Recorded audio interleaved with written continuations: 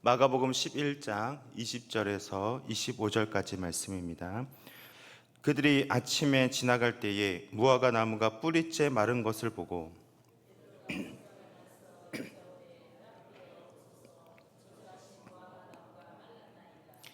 예수께서 그들에게 대답하여 이르시되 하나님을 믿으라.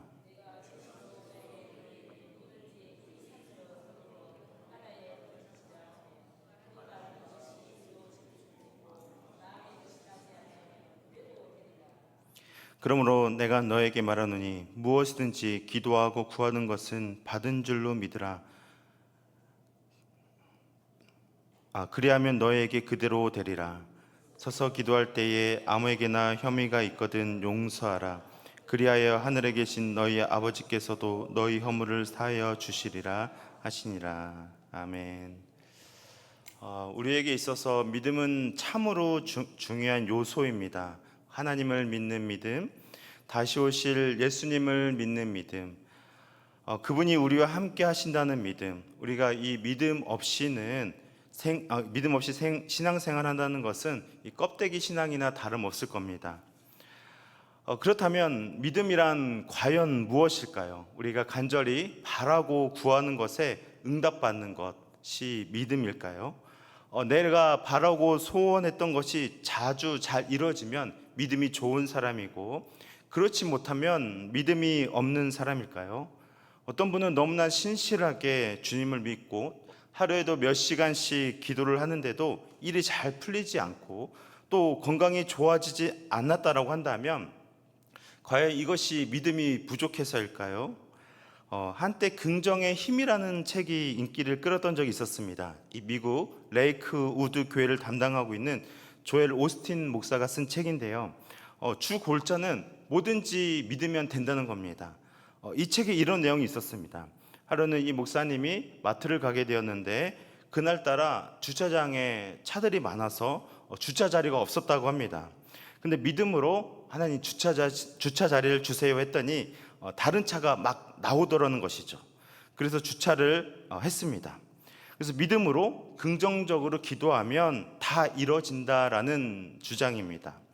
그러나 한 가지 좀 관광한 것은 주차를 기다리는 수많은 차들 가운데 내가 믿음이 있다라고 해서 그 자리를 차지했다라고 한다면 우리 기독교인들의 믿음은 굉장히 이기적으로 비춰질 것입니다. 오늘 본문을 우리가 이해할 때 앞에 사건과 연계해서 보시는 것이 좋습니다. 마가의 특징이라고 한다면 이 샌드위치 기법을 썼다는 건데요. 마치 샌드위치처럼 앞과 뒤에 같은 이야기가 나오고 또 중간에 핵심적인 내용이 온다는 겁니다.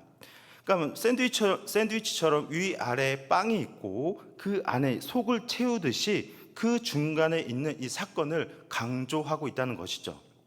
여러분이 혹시 가지고 계신 성경 중에 20절 위에 이 소 제목에 무화과 나무가 마르다 이렇게 되어 있는 성경이 있을 거고, 또 12절 위에 무화과 나무에게 이르시다라고 이렇게 적혀 있기도 할 텐데요. 그러니까 무화과 사건 이 중간에 성전 청결 사건을 넣음으로 인해서 성전 청결 사건을 부각시키고 있는 구조이다. 그래서 오늘 본문에서 우리가 사실 읽지는 않았지만 15절 이하 이 성전 청결 사건을 강조하고 있다는 것을 볼 수가 있습니다. 그렇다면 이 성전 청결 사건이 무엇일까요? 예수님께서는 유월절에 예루살렘으로 입성하셨습니다. 유월절이 되면 유대인들은 희생 제물을 성전에서 드려야 했습니다. 그런데 문제는 이 희생 제물을 어떻게 성전까지 데려오느냐입니다. 예루살렘에 살거나 아니면 그 근처 가까이 사는 사람들에게는 이 희생 제물을 가져오는 게 그리 큰 어려움은 아니었을 겁니다. 그러나 문제는요, 저 멀리 갈릴리 지방이나 아니면 먼 지방에서 오는 사람들입니다. 이들이 송아지나 염소와 같이 희생 제물을 끌고 오고 싶더라도 그 과정 중에 희생 제물의 상처를 입을 수도 있기 때문에 흠 없는 짐승이 되지 못하는 것이죠. 그렇기 때문에 이들은요, 이런 희생 제물 대신 돈을 가져옵니다. 그리고 예루살렘에서 흠 없는 희생 제물을 살 수 있는 것이죠. 문제는 이 과정에서 성전세도 내야 했는데 당시 로마 돈을 유대 돈으로 바꿔야 했거든요. 그러니까 이 환전하는 과정 속에서 이자를 높게 불러서 일종의 바가지를 씌우기 일쑤였습니다. 그러니까 하나님께 예배드리고자 하는 순수한 마음으로 찾아온 사람들은요, 이 울며 겨자 먹기로 이 이자를 물어야만 했던 것이죠. 그러니까 예루살렘에서 이 상인들, 환전상들, 이들이 장사를 하기 위해서는 제사장의 허락이 반드시 필요했습니다. 이렇게 많은 사람들이 몰려오는데 이 대목을 결코 놓칠 수 없는 것이죠. 그러니 이 상인들은요, 자리를 차지하기 위해서 제사장들에게 뇌물을 바칩니다. 제사장들 또한 돈이 필요했습니다. 왜냐하면 제사장이라는 직분을 유지하기 위해서 로마 황제에게 잘 보여야 했기 때문인데요. 이들은 결국 이 상인들로부터 부당하게 취득한 뇌물로 다시 로마 황제에게 뇌물을 건네는 잘못된 관행이 이루어지고 있었던 겁니다. 그러니까 예수님께서 단순히 성전에서 장사를 했기 때문에 상을 뒤엎고 분노를 내신 것이 아니라 하나님을 예배해야 하는 처소에서 이런 비리가 자행되고 있었고, 하나님께 예배하러 온 자들이 이 피해를 고스란히 받고 있었던 겁니다. 그래서 17절 말씀을 보시면, 내 집은 만민이 기도하는 집이라 너희는 강도의 소굴을 만들었도다 말씀하시는데요. 이 만민, 그러니까 누구든지 와서 하나님께 기도하는 곳인데, 제가 앞서서 말씀드린 대로 강도의 소굴로 만들고 있었기 때문에 예수님께서 분을 내신 것이죠. 그리고 이것과 더불어서 무화과 사건이 위아래로 덮고 있는데요. 성전 청결 사건이 있기 전 예수님께서는 멀리서 무화과 나무 한 그루를 보시게 됩니다. 그리고 가까이 가서 무화과 나무의 열매를 드시고자 했는데 열매를 찾아볼 수 없으셨습니다. 멀리서 볼 때는 잎사귀가 무성해서 열매가 있는 줄 알았는데 열매가 하나도 없는 겁니다.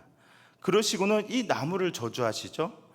예수님께서 이 말도 못하는 이 무화과 나무를 저주하신 것은 어떻게 보면 좀 매정하게 보이시기도 합니다. 그러나 바로 이 시기 때는요, 열매가 완전하진 않지만 사실 열매가 맺혀지는 시기이기도 합니다. 그러니까 이 열매가 아직은 시고 떨떠름해도 열매를 먹을 수 있고 맺을 수 있는 시기죠. 그럼에도 불구하고 열매가 하나도 없다는 것은 사실 참으로 이상한 겁니다. 분명히 멀리서 보았을 때 잎사귀가 무성해 보였는데, 그래서 열매가 그래도 있을 줄 알았는데 막상 가까이 가보니 열매가 하나도 없는 것이죠. 시고 떨떠름한 열매라도 이때는 열매가 있어야 마땅했습니다. 그렇다면 왜 예수님께서는 이 무화과 나무를 책망하셨을까요? 여러분, 여기서 무화과 나무는 이스라엘을 상징합니다. 예수님께서 단순히 열매를 맺지 못하는 못하는 나무라고 책망하신 것이 아닙니다. 쓸모가 없으니까 너는 말라버려라 이렇게 저주하신 것이 아닙니다. 지금 이스라엘을 책망하고 계신 것이죠. 그들이 겉으로 보이기는 화려합니다. 마치 무화과 잎사귀가 무성한 것처럼 말이죠. 그들은 매년 절기가 되면 이렇게 하나님을 찾아옵니다. 화려하고 멋진 성전에서 희생 제물을 드립니다. 겉으로 보기에 이 예루살렘 성전은 굉장히 크고 화려합니다. 여전히 하나님을 예배하는 사람들로 북적입니다. 그러나 그 안으로 들어가 보니까 열매가 없었습니다. 이 하나님의 성전을 강도의 소굴로 만들고 있는 것이었죠. 어쩌면 그런 이스라엘일지라도 그래도 열매가 하나쯤은 있지 않았을까 하는 바람이 예수님께 있으셨는지도 모르겠습니다. 그러나 예루살렘 가까이 가보니까 그런 열매조차 찾아볼 수가 없었던 것이죠. 여러분, 이 본문을 두고요, 우리의 신앙생활에 있어서 마치 나의 열매가 없음에 예수님께서 책망하신다, 이렇게 적용하시면 안 될 것 같습니다. 여기서의 열매는 많은 사람들을 전도하고 헌금을 많이 하고 어떤 마치 성과처럼 보여지는 그런 것이 아닐 겁니다. 우리 주님께서는 우리가 그러한 성과가 없다 하더라도 결코 책망하시는 분이 아니시기 때문이죠. 이제 성전을 내려오시면서 베드로가 예수님께 묻습니다. 예수님 보십시오. 예수님께서 저주하신 그 무화과 나무가 말랐습니다. 예수님의 대답은요, 하나님을 믿으라. 너희에게 믿음이 있다면 이 산이 들려 바다에 던져지겠다. 이렇게 대답을 하십니다. 여러분, 그렇다면 여기서 산은 무엇을 의미할까요? 아마 우리 한 구절만 놓고 본다면 이 산은 내 앞에 놓여진 어떤 산과 같은 장애물, 어떤 어려움, 고통, 고난, 이것이 산처럼 느껴지실 수도 있을 것 같습니다. 그러나 오늘 본문에서는 제가 처음에 말씀드린 대로 성전 청결 사건을 중심으로 이 무화과 사건이 이루어진다고 말씀드렸습니다. 그래서 이 산은 어떤 내 앞에 놓여진 장애물이나 내가 넘어야 하는 어떤 믿음의 도전 과제 같은 것은 아닐 겁니다. 예수님께서 말씀하신 산이란 여기서 오히려 이 성전을 의미합니다. 이사야서 2장 3절 말씀을 보실까요? 이사야서 2장 3절 말씀입니다. 많은 백성이 감히 이르기를 오라 우리가 여호와의 산에 오르며 야곱의 하나님의 전에 이르자. 그가 그의 길을 우리에게 가르치실 것이라.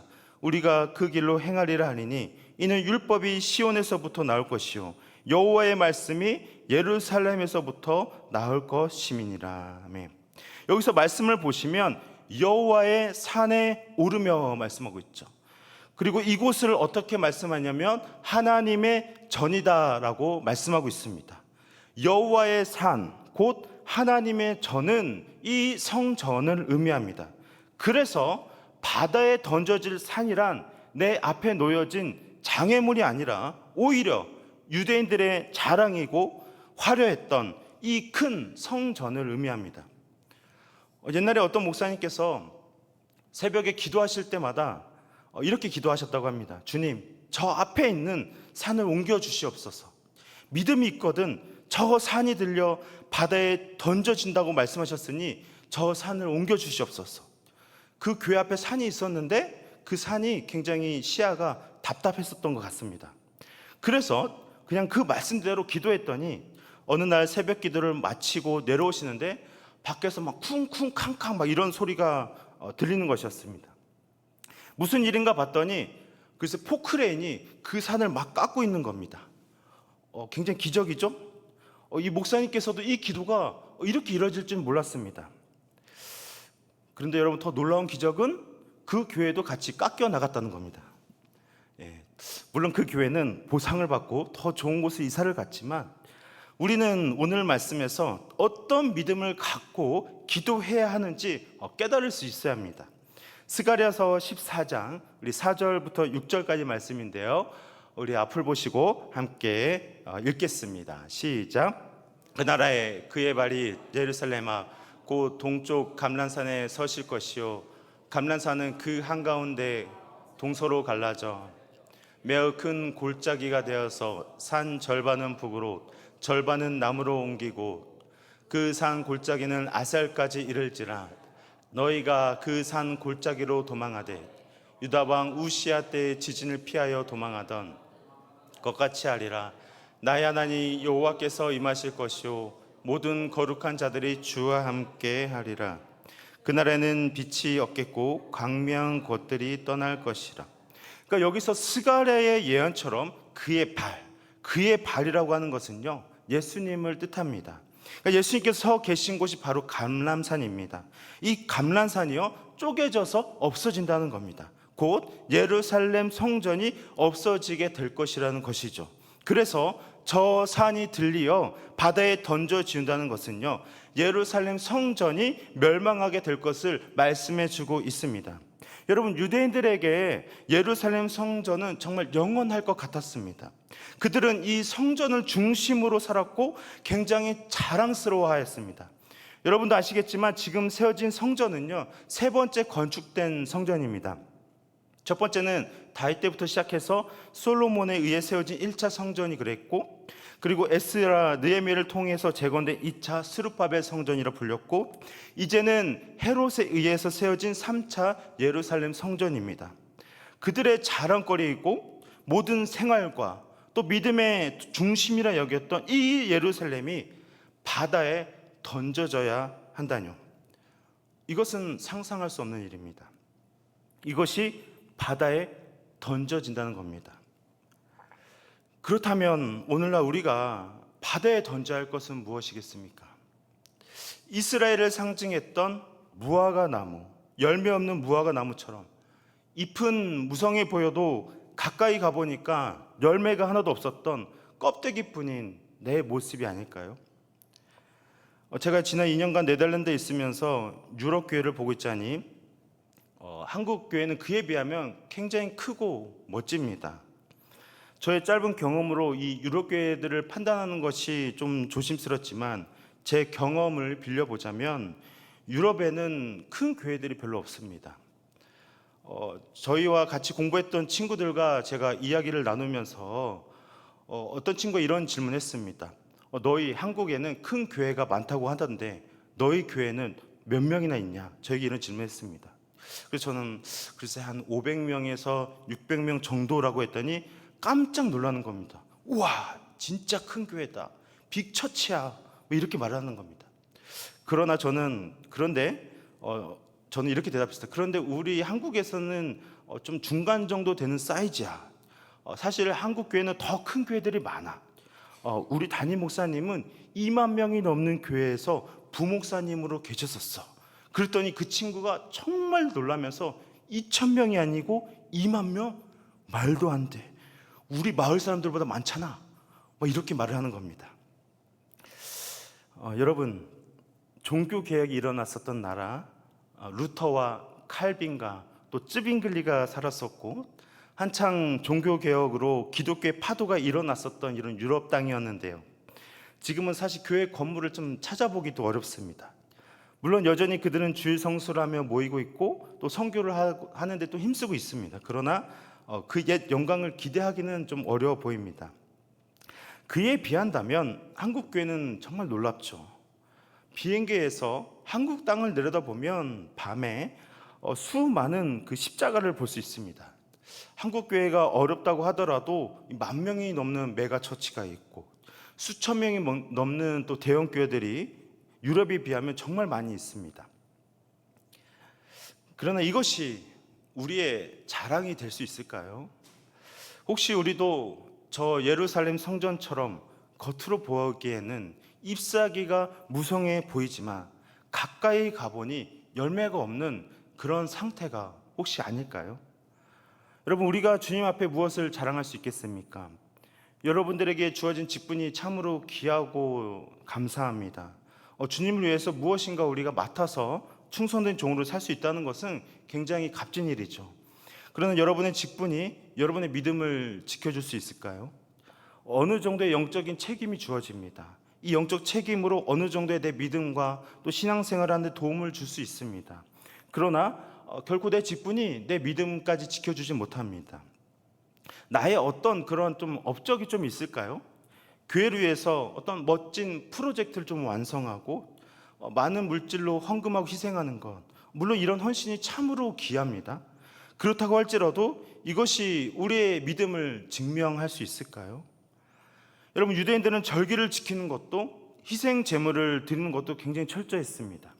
비록 제사장들이 뇌물을 받고 그 자리를 지키기 위해 또 불법을 자행하긴 했어도 그들도 율법을 철저히 지켰습니다. 그러나 예수님께서는 그들을 꾸짖으셨습니다. 겉으로 보기에는 무성한 이처럼 보이는데 그 안에는 썩어 들어가고 있었던 것이죠. 그렇다면 우리는 무엇을 바다에 던져야 합니까? 여러분의 직분과 섬김과 헌신, 이런 것을 던지시라는 의미가 아닙니다. 우리 안에 어쩌면 우리 자신도 모르게 깊숙이 숨겨져 있는 어떤 그러한 교만, 은근히 자랑하는 것들, 내가 교회에서 어떤 자리에 있고 내가 좀 무엇을 했고 내가 마치 교회 중요한 위치에 있기 때문에 그것이 나의 영적 수준이라고 착각하는, 사실 그런 것이 아닐까요? 지난 2년간 네덜란드에서 훈련 받으면서 아마도 제가 바다에 던져진 것이 있다고 한다면 이 목사라는 타이틀일 것 같습니다. 그렇다고 제가 목사직을 버린 것은 아니니까 여러분 오해는 마시기 바라는데요. 그동안 있으면서 내가 그래도 목사인데 나는 3년간 전문적인 신학 교육을 받았고 그리고 그에 응당하는 학위도 받았고, 교회에서 내가 그동안 또 사역도 하면서 이것도 저것도 경험해보고 해봤고, 그리고 지금까지 내가 여기 오기 전에 수백 번의 설교도 해보았고, 그래서 제 마음 깊은 어딘가에 저도 모르는 이러한 좀 교만함, 그래서 나는 너희와 조금 다르다라고 하는 은연 중에 제 마음 가운데 그런 것이 있었는지도 모릅니다. 그러나 무엇이 중요합니까? 우리는 마치 주님 앞에 이 벌거숭이처럼 중요합니다. 주님 앞에서조차 우리가 거짓으로 우리 자신을 포장하고 주님 앞에서조차 우리가 거룩한 척 하려 한다면 그것처럼 굉장히 비참한 것은 없을 겁니다. 그러니 저와 여러분을 감싸고 있는 이 허영들, 잎사귀만 가득해서 그럴 듯해 보여도 내 마음과 중심은 주님께 있지 않는 내 잘못된 믿음을 우리가 그 바다에 던져야 될 겁니다. 그렇다면 저와 여러분이 가져야 할 믿음은 무엇일까요? 24절 이렇게 말씀하고 있습니다. 우리 다 같이 읽겠습니다. 시작. 그러므로 내가 너에게 말하노니 무엇이든지 기도하고 구하는 것은 받은 줄로 믿으라. 그리하면 너희에게 그대로 되리라. 아멘. 여러분, 무엇이든지 기도만 하면 받는다. 그래서 내가 못 받게 된 것은 내 기도가 부족해서라고 생각할 수도 있을 것 같습니다. 그런데 여기서 무엇이든지는 전부 또는 다라는 의미가 있습니다. 또한 같은 어원으로 다른 성경에서 어떻게 쓰였냐면 에베소 6장 16절 말씀입니다. 같이 읽겠습니다. 모든 기도와 간구하되 항상 성령 안에서 기도하고 이를 위하여 깨어 구하기를 항상 힘쓰며 여러 성도를 위하여 구하라. 여기서 항상이란 뜻과 그리고 무엇이든지가 같은 뜻으로 쓰였습니다. 그러니까 항상 지속적으로 기도하라는 의미도 24절에 무엇이든지에 포함이 되어집니다. 그러니까 우리가 오늘 본문의 사건과 앞으로 일어날 사건들을 우리가 생각해 볼 때에 무엇이든지 지속적으로 기도하라는 그런 의미일 겁니다. 왜 예수님께서 제자들에게 지속적으로 기도하라고 말씀하셨을까요? 십자가에서 돌아가시기 전날 밤 예수님께서 제자들을 책망하셨습니다. 너희가 한시도 깨어있을 수 없다냐. 예수님께서는 그들의 육체의 필요를 모르시고 그러신 것이 아니라 어떻게 내가 십자가 죽기 전까지 너희는 그 전까지도 깨어서 기도할 수가 없겠니? 예루살렘에 입성하신 목적도요, 어떤 왕자를 차지하기 위함이 아니라 오히려 십자가의 죽음의 길로 오르시기 위해서 아닙니까? 그래서 제자들에게 무엇이든지 기도하라는 것은 너희가 좀 영적으로 깨어서 내가 짊어질 이 십자가의 의미를 제발 좀 깨달아 주겠니? 그래서 기도하는 그대로 된다라는 것은 예수님의 십자가로 말미암아서 참된 구원을 얻게 될 거야 라는 것을 말씀하고 있는 거예요. 사랑하는 여러분, 그렇다면 우리가 구해야 할 믿음은 무엇입니까? 우리가 무엇이든지 기도해야 할 것이 무엇일까요? 바로 예수님의 십자가입니다. 이 십자가 앞에 우리가 섰을 때 우리의 모든 것은 무용지물이 되어집니다. 이 십자가 앞에 우리가 서 있다면 그 유대인들이 자랑했었던 예루살렘 성전도 아무런 소용이 없는 것처럼 우리는 주님 앞에 아무것도 자랑할 것이 없는 겁니다. 마가복음 13장 1절에서 2절 이렇게 말씀하고 있습니다. 예수께서 성전에서 나가실 때에 제자 중 하나가 이르되 선생님이여 보소서 이 돌들이 어떠하며 이 건물들이 어떠하니까. 예수께서 이르시되 내가 이 큰 건물들을 보느냐 돌 하나도 돌 위에 남지 않고 다 무너뜨려지리라 하시니라. 제자 중 한 사람은요, 예수님의 무화과 나무의 비유를 알아듣지 못하고 성전 청결 사건이 있은 후에도 이렇게 질문했습니다. 예수님, 그래도 이 예루살렘 성전을 보십시오. 참으로 아름답고 멋지지 않습니까? 예수님께서 이 건물들은 다 무너질 것이다 말씀하고 있습니다. 무엇으로 이 성전이 무너집니까? 예수님의 십자가 사건이죠. 3일 만에 이 성전을 무너뜨리겠다고 하셨습니다. 예수님의 십자가를 의미합니다. 그러므로 우리가 가지고 있어야 할 믿음은 내가 서 있는 어떤 위치나 직분이나 지금까지 내가 주님을 해왔던 어떠한 그 어떤 성과나 내가 경험했었던 어떤 신비로웠고 놀라운 체험, 어떤 나의 영적인 능력, 어쩌면 이것은 내가 바다에 던져져야 할 것이고, 진정으로 내가 가져야 할 믿음은 나를 위해서 십자가를 짊어지신 예수님 그 한 분, 십자가의 그 믿음일 것입니다. 그래서 믿음은 오히려 뭔가 더 보태려고 하는 것이 아니라 내가 바다에 던져야 할 것이 무엇인가, 그래서 나를 비워내고 내 안에 어떻게 예수님이 십자가를 채울 것인가, 그러한 믿음일 것입니다. 그러한 믿음으로 세상에서 승리하시는 저와 여러분이 되시길 주님의 이름으로 축복합니다.